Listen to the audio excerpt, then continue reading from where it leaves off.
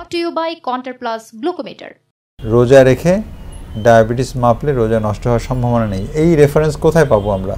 অনেকেই আগে মানতে চাইতেন না, কিন্তু মিশরের কায়রো ইউনিভার্সিটির ফতোয়া ডিপার্টমেন্ট থেকেও কিন্তু আমরা সার্টিফিকেট এনেছি।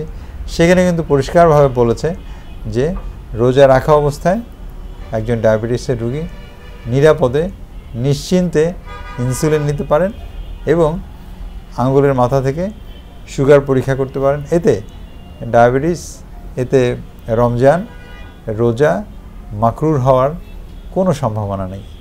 সুতরাং আসুন আমরা নিরাপদে রোজা রাখার জন্য ঘন ঘন ব্লাড গ্লুকোজ মাপি এবং একটি মানসম্পন্ন গ্লুকোমিটার দিয়ে আমরা সুগার মাপি এবং আমাদের রোজাটাকে নিরাপদ করি।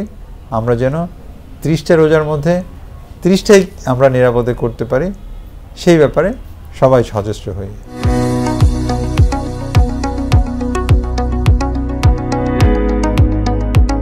Brought to you by Contour Plus Glucometer.